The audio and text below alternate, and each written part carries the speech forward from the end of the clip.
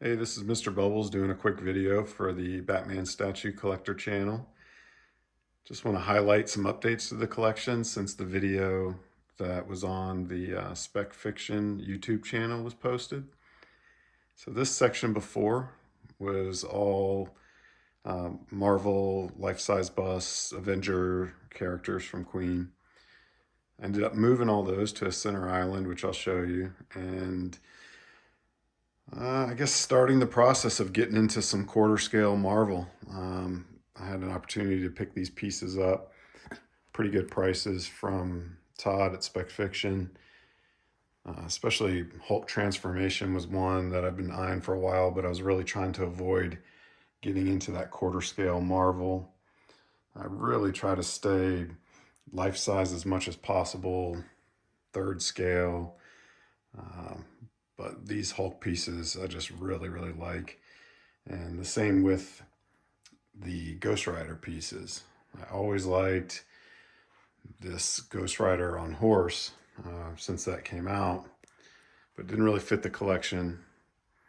So I avoided getting it, but had an opportunity to pick this up. I was already doing this quarter scale area for Hulk and Ghost Rider. So I picked that one up and picked up Ghost Rider on bike as well. And yeah, pretty much what everyone says is true with this one. You see it in person, it's just an absolutely amazing piece. Very dynamic and looks great with Ghost Rider on horse. So the plan for this area is to have these Ghost Rider pieces, have the Hulk pieces, and then have the Venomized Hulk from XM fit in here. Have Venom Arise up on the back. Might end up putting this Gladiator Hulk on a pedestal and put in Maestro version A in here somewhere too, but not 100% sure how that'll work out, but this is kind of what I ended up doing with this Marvel bust area. And so once I cleared those out, I was able to finally complete the center island. Kind of the original vision was the center island of this room to have this back-to-back life-size bust diorama of the different Queen Avenger characters. And yeah, I really like how it turned out. Tried to plan everything out with having the cabinetry built to where, you know, you could have someone out in front that was shorter, have a pedestal, have Hulk looking down, because really his best look is looking down. And just kind of tried to plan as much as possible, and I think it turned out pretty well.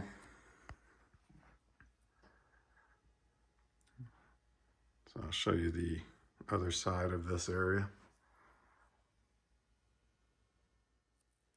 Okay, so on the other side of the center island here, you can see some of the other busts, and I guess Thanos would be a full torso. But I like this idea of a center island so that you can see the backs of the other characters. You know, there's always so many details that you miss out when you don't have these statues displayed in a way to where you can see the back of them.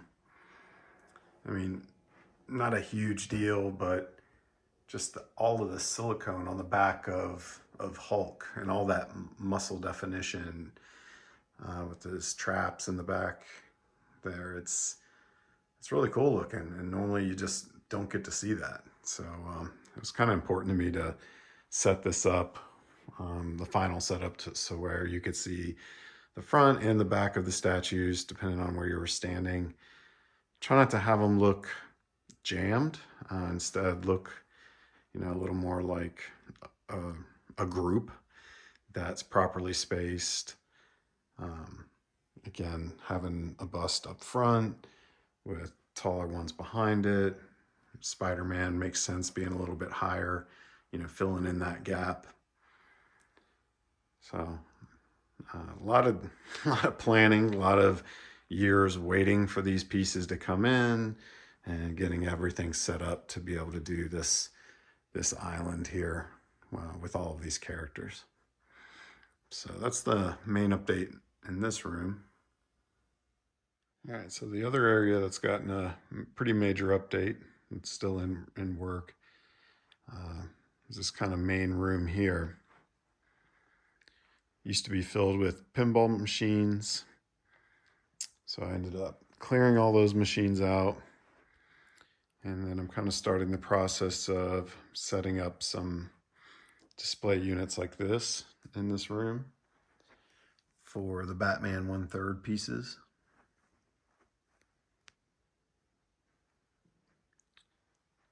I like to build these, put some good lighting in there, and finish them in acrylic to give it a little more polished look. So I've got one more of those to build, and then I've got some other pretty major changes happening in this room. But I'm still figuring out exactly what I want to do. And if you're interested, keep watching for another minute and I'll show you what I ended up doing with all those pinball machines. All right, so this is what I ended up doing with the pinball machines.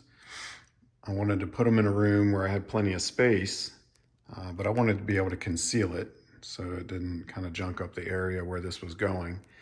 So I looked into having one of these hidden doors built and installed to where it looks like a bookshelf on the outside, and it's very functional. It looks great. I'll just say total nightmare to install.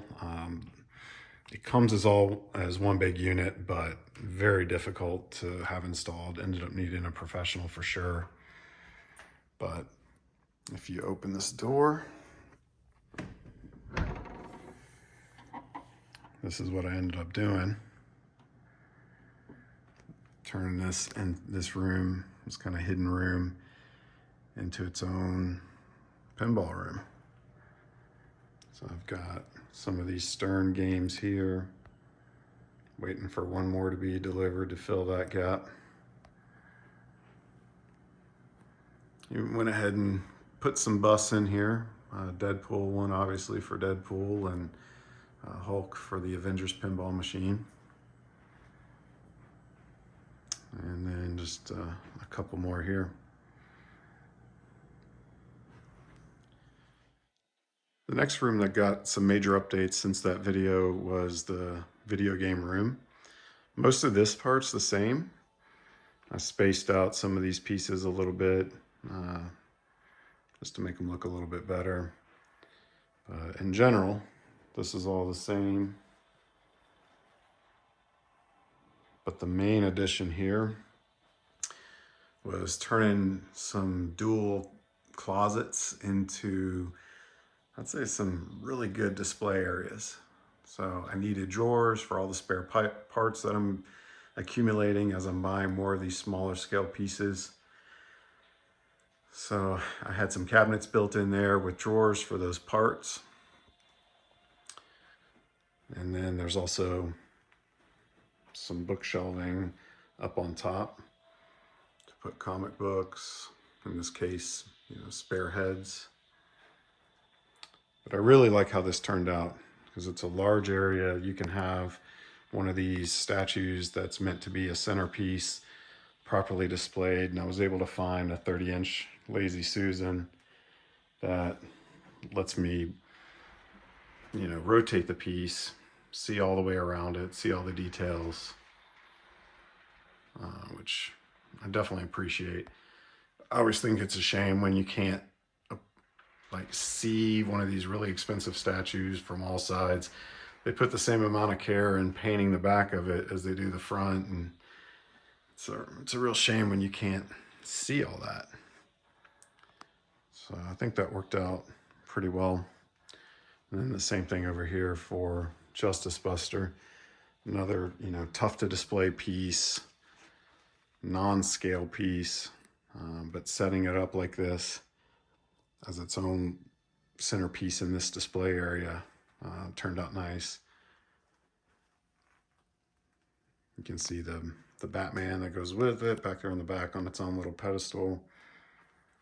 And then again, having a 30-inch Lazy Susan to be able to rotate and appreciate all the different angles on this piece. That was really important for me to do this.